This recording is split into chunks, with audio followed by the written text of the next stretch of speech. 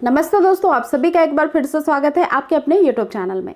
Friends, आज के video का टॉपिक है कि गर्भ में बच्चे के साथ ऐसी क्या परेशानी होती है, माँ की किन गलतियों की वजह से बच्चा विकलांग पैदा होता है। क्योंकि कई बार जब आप प्रेगनेंसी में अपना पूरा ख्याल रखती हैं और उसके बाद भी जब आपकी डिलीवरी होती है और कभी आपको बता दिया जाता है कि बच्चे को मेंटल डेवलपमेंट में कोई कमी है या फिजिकल ग्रोथ में कोई कमी है, तो ये बहुत ज़्यादा पीड़ादायक होता है।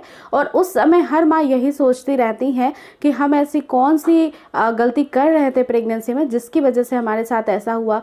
या फिर अभी आप प्रेग्नेंट हैं तो आपके भी मन में ये सोच विचार जरूर आते होंगे कि ऐसी क्या गलतियां हमसे हो सकती हैं जिससे बच्चे में कोई विकार ना हो जाए, हमें कैसे अपनी सावधानी रखनी चाहिए, कैसे बच्चे का हेल्थ अच्छा हो जाए, क्या क्या हमें छोटी छोटी बातों का ध्यान रखना चाहिए। तो प्रेगनेंसी के दौरान बच्चे का पूरा जो विकास होता है वो माँ पे ही निर्भर करता है।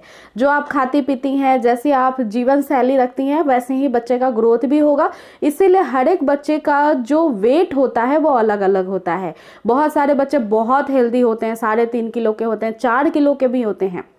लेकिन बहुत सारे कमियों की वजह से बहुत बार आपने सुना होगा कि डिलीवरी में बच्चे का जो वेट है वो कम है, या फिर बच्चे की डिलीवरी जो है वो जल्दी होने वाली है, बच्चे के मेंटल डेवलपमेंट में कमी आ रही है, फिजिकल ग्रोथ नहीं हो पा रहा है। तो ये सारी जो दिक्कतें होती हैं, इनको दूर करने के लिए आप छोटे छोटे उपाय कर सकती हैं, छोटी छोटी बातों का ध्यान रख सकती हैं, जो कि प्रेगनेंसी में ज़रूर रखना चाहिए। और ये मिस्टेक नहीं करने की वजह से आपको जो रिजल्ट मिलेगा डिलीवरी में वो बहुत अच्छा मिलेगा।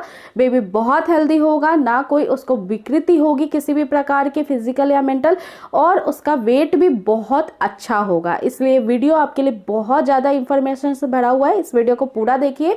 और अगर अभी तक आपने चैनल को सब्सक्राइब नहीं किया है तो ऐसी ही और भी इंफॉर्मेटिव वीडियोस डेली चैनल पे आती हैं।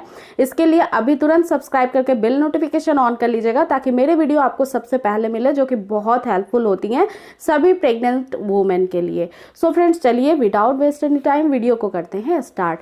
फ्रेंड्स देखिए, जब आप प्रेग्नेंट हो जाती हैं तो प्रेगनेंसी में सबसे ज़्यादा जो इम्पॉर्टेंट होता है वो पहला, दूसरा और तीसरा महीना होता है। इस दौरान मिसकैरेज के चांसेस बहुत ज़्यादा रहते हैं, या फिर बच्चे का जो हार्ट बनता है उसमें विकृति आ सकती है, या फिर उस समय जो बच्चे के पूरे शरीर का अंगों का निर्माण होता है इसमें विकृति आ सकती है। इसीलिए प्रेगनेंसी में पूरे 9 महीने तो ध्यान रखना ही है, लेकिन पहले के 3 महीने और भी ज़्यादा आपको सावधानी बरतनी चाहिए। जिसमें कि फ्रेंड्स सबसे पहली बात का आपको ध्यान रखना है कि जब आपको प्रेगनेंसी डिटेक्ट हो गई, आपने डॉक्टर से कंसल्ट कर लिया, तो उसी दौरान से आपके खान पान में आपको तेल वाली चीज़ें, मसालेदार चीज़ें और जो गर्म फूड होती हैं, जैसे गर्म खाना खा लिया या गर्म पानी पी लिया, इन सब चीज़ों से बच के रहना चाहिए। पहले ट्राइमेस्टर में ना ही आपको पपीता खाना चाहिए, ना ही आपको पाइनएप्पल खाना चाहिए, और ना ही आपको खजूर का अधिक सेवन करना चाहिए। जो भी गर्म तासीर की चीज़ें हैं वो आपको अवॉइड करना चाहिए, क्योंकि 20 वीक्स के पहले कभी भी मिसकैरेज हो सकता है। इसलिए गर्म तासीर वाली चीज़ों से दूरी बना के रखना चाहिए। अब आपके मन में प्रश्न आ रहा होगा कि फ्रूट्स तो काफ़ी अच्छे होते हैं, लेकिन प्रेगनेंसी के दौरान हर एक फ्रूट का सेवन एक निर्धारित क्वांटिटी में ही करना चाहिए। अत्यधिक फ्रूट्स का सेवन भी आपके लिए नुकसानदायक हो सकता है। इसीलिए अगर आपको पपीता भी खाना है तो आप बिल्कुल पका हुआ पपीता खा सकती हैं, जो कि येलो होता है। ग्रीन पपीते में लेटेक्स बहुत ज़्यादा होता है, जो कि मिसकैरेज का कारण बनता है। इसलिए हरे रंग का पपीता, कच्चा पपीता नहीं खाना है। पका हुआ पपीता सेवन कर सकते हैं, लेकिन बहुत छोटे अमाउंट में। इसके अलावा खजूर का भी आप सेवन कर सकती हैं, क्योंकि अभी ठंड है, लेकिन 1 से 2 खजूर ही खाने हैं। इससे अधिक खजूर का सेवन भी आपको नहीं करना है। गुनगुने पानी का सेवन अगर आप अभी तक करती आ रही थी तो प्रेग्नेंट होने के बाद इसका सेवन आप बंद कर दीजिए। पानी को गर्म करके आप नॉर्मल टेम्परेचर पर ला करके पी सकती है, लेकिन गुनगुने पानी को अगर आप पीती हैं तो ये भी अब आप बंद कर दीजिए। इसके अलावा फ्रेंड्स दूसरी बात का ख्याल रखना है कि प्रेगनेंसी के दौरान आपको फॉलिक एसिड की टैबलेट दी जाती है, जो कि आपको प्रिस्क्राइब की जाती है। अब फॉलिक एसिड का काम ही होता है कि बच्चे का मेंटल डेवलपमेंट करना और उसका फिजिकल ग्रोथ करना। फॉलिक एसिड बहुत ही अच्छा होता है प्रेगनेंसी के दौरान, स्पेशली बेबी के लिए। इसीलिए जब से प्रेगनेंसी प्लान करते हैं तभी से फॉलिक एसिड लेने की एडवाइस दी जाती है। जो भी मेडिसिन आपको दिए गए हैं, आपके जो डायग्नोस किए गए हैं, जो रिपोर्ट आए हैं, उनमें कोई कमी है जैसे कि हार्मोनल इम्बैलेंस है, इसके अलावा अगर आपको शरीर में हीमोग्लोबिन की कमी बताई गई है, आयरन की डिफिशियंसी कम बताई गई है, तो ये सारी मेडिसिन आपको प्रोवाइड की जाती है। वो आपको समय पे लेना बहुत ज़्यादा ज़रूरी है, क्योंकि पहले महीने में शरीर के अंगों का निर्माण जो सबसे ज़्यादा कॉम्प्लिकेटेड होते हैं, जैसे हार्ट, ऑर्गन्स, ये सब का डेवलपमेंट होता है बेबी का। इसलिए आपको बिल्कुल भी अपने खान पान को जैसे होता है ना कि आपको मॉर्निंग सिकनेस आ रहा है तो आपने खाना अवॉइड कर दिया, आपको चक्कर आ रहे हैं तो अभी आपने खाना टाइम से नहीं लिया, ये सारी चीज़ें नहीं करनी है।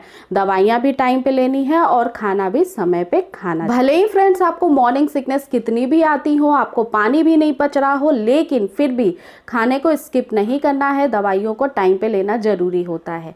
थर्ड, आपके बेबी का अल्ट्रासाउंड समय पे होना बहुत ज़्यादा ज़रूरी होता है। स्पेशली जो फर्स्ट ट्राइमेस्टर है, इसमें आपको 2.5 महीने पे एक एंटी स्कैन कराने की ज़रूरत होती है, जिसमें कि बच्चे का पूरा स्पाइनल कॉर्ड देखा जाता है, कितना डेवलपमेंट हुआ है, कोई एबनॉर्मल एक्टिविटी तो नहीं है उसके हार्ट को लेकर के, फिजिकल एक्टिविटी को लेकर के, जो सारा संक्षेप में उस अल्ट्रासाउंड में पता चल जाता है, जो कि थोड़ा एक्सपेंसिव भी होता है। तो कई बार ऐसे कॉमन क्वेश्चन हैं कि ये अल्ट्रासाउंड कराना जरूरी है।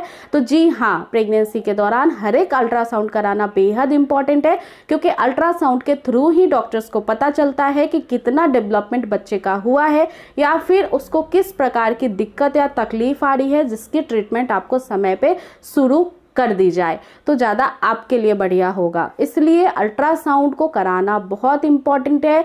हर एक अल्ट्रासाउंड को सीरियसली लेना चाहिए। प्रेगनेंसी में ज़रूरी नहीं है कि आपके पड़ोस वाली को कम अल्ट्रासाउंड हुए हैं तो आपको भी कम होंगे। सबका शरीर अलग अलग है, सबको अलग अलग प्रॉब्लम्स होते हैं, तो उसको डायग्नोस करने के लिए हो सकता है कभी आपको ज़्यादा अल्ट्रासाउंड कराने को बोला जाए, कभी आपका कम भी अल्ट्रासाउंड हो सकता है। ये डिपेंड करता है डॉक्टर के ऊपर। आपके शरीर में जो भी है उसके हिसाब से ही अल्ट्रासाउंड को भी किया जा सकता है। या फिर ट्विंस बेबी है, या फिर मेडिकल हिस्ट्री में कोई दिक्कत थी पहले प्रेगनेंसी में, या फिर आपको प्रीमैच्योर डिलीवरी हो जाती है, बच्चे को कोई दिक्कत हो सकती है, पहले हो चुकी है, तो इस कंडीशन में अल्ट्रासाउंड ज़्यादा कराने की भी ज़रूरत पड़ सकती है। अब बात करते हैं किन बातों का ध्यान रखना है। अगर आप प्रेग्नेंट हैं तो आपको पहले महीने से ही जब भी आप रिलेशन आपके हस्बैंड के साथ बनाएं तो ध्यान ये रखना है कि आपको किसी भी प्रकार का दिक्कत ना हो, यानी दर्द महसूस नहीं होता हो। जो भी चीज़ें आपकी हैं वो नॉर्मल तरीके से हो, पेट पे भार ना पड़े। अगर आपके प्रेगनेंसी में कोई कॉम्प्लिकेशन है तो पहले, दूसरे, तीसरे महीने में बिल्कुल रिलेशनशिप को अवॉइड करना है। साथ ही साथ इस बारे में डॉक्टर से पूरी जानकारी ले लेनी है कि आप अगर ऐसा करती हैं तो बच्चे को कोई दिक्कत तो नहीं होगा। डॉक्टर क्लियरली ये बातें बता देते हैं, डिस्क्लोज कर देते हैं। सेकेंड बात का ध्यान रखना है कि प्रेगनेंसी के दौरान कभी भी बहुत मिर्ची वाला खाना नहीं खाना है, या फिर आपको चाइनीज फूड का सेवन नहीं करना है। चाइनीज फूड का सेवन इसलिए नहीं करना है क्योंकि इसमें बहुत सारे केमिकल वाली चीजें होती हैं, जैसे अजीनोमोटो, बहुत सारे सॉसेस डलते हैं, जो कि प्रेगनेंसी में बिल्कुल भी सही नहीं होता है। इसलिए चाइनीज फूड को आप बिल्कुल अपने लाइफ स्टाइल से हटा दीजिए। इसके अलावा तीखा, मिर्ची, मसालेदार खाना खाने से आपको बहुत तेज दर्द उठ सकता है पेट में, आपको बहुत ज़्यादा एसिडिटी की प्रॉब्लम हो सकती है। ये सारी दिक्कतें आपके बच्चे के भी विकास में असर करती हैं। इसलिए आपको इस प्रकार के खाने को भी अपने ज़िंदगी से हटा देनी है, कम से कम 9 महीने की प्रेगनेंसी में। इसके अलावा फ्रेंड्स, आपको क्या करना चाहिए? अच्छी फ्रूट्स जिसमें विटामिन सी की मात्रा बहुत हो वो खाने चाहिए। इसके अलावा आपको हरी पत्तेदार साग सब्जियां, भाजी खानी चाहिए, जिसमें विटामिन, न्यूट्रिशन बहुत हाई होता है। इससे बच्चे का वजन बढ़ता है, क्योंकि इसमें आयरन की डिफिशियंसी बहुत अधिक होती है, और आयरन की अगर कमी नहीं होगी तो बच्चे का हेल्थ बहुत अच्छा होता है, इसका वेट बढ़ता है। इसीलिए आपको अनार, चुकंदर, इसके अलावा गाजर, इसके अलावा अभी बहुत सारे आपको विंटर स्पेशल वेजिटेबल्स मिलते हैं जो कि हरे पत्तेदार ग्रीन होते हैं, उन सब का seven through out of the pregnancy जरूर करना चाहिए। ब्रोकली खाना चाहिए। ये कुछ फूड है जो कि काफ़ी अच्छा बेनिफिट देते हैं आपको प्रेगनेंसी के अंदर। इसके अलावा उठने बैठने के तरीकों में भी ध्यान देना है। कभी भी आपको कोई भी ऐसा बहुत बर्डन वाला काम नहीं करना है जो कि भारी भरकम होता है, सिलेंडर उठाना, बहुत सारे कपड़े एक ही बार में धो लेना बैठ करके। इसके अलावा आपको बहुत जल्दी उठना बैठना, सीढ़ी चढ़ना, इन सब चीज़ों को भी अवॉइड करना है। आपको आराम से अपने बॉडी को समझते हुए उसी पे रिएक्ट करना है, वैसी ही चीज़ें करना है जो आपके लिए अच्छा हो, आप उसमें कंफर्टेबल हो। बिल्कुल स्ट्रेस नहीं लेना चाहिए प्रेगनेंसी के दौरान। अगर आपको मानसिक तनाव होगा तो बच्चे को भी इसके विकास में प्रॉब्लम आएगी और प्रीमेच्योर डिलीवरी का भी चांस बनता है। इसके अलावा बीपी भी बहुत ज़्यादा फ्लैक्चुएट कर जाती है, जिसके लिए कई बार मेडिसिन भी स्टार्ट करनी पड़ती है। तो इन बातों का ध्यान जरूर रखिएगा प्रेगनेंसी के दौरान। बाकी फ्रेंड्स, कुछ ऐसे डेवलपमेंट होते हैं फिजिकल या मेंटल जो कि जेनेटिक होते हैं। तो अगर बाय बर्थ ऐसा कुछ भी बच्चे में डिफेक्ट आता है तो हो सकता है प्रीवियस हिस्ट्री में आपके फैमिली बैकग्राउंड में किसी के साथ ऐसा होगा, तो उसके भी कुछ परसेंटेज ऑफ जीन आने के संभावना बच्चे में भी होती है।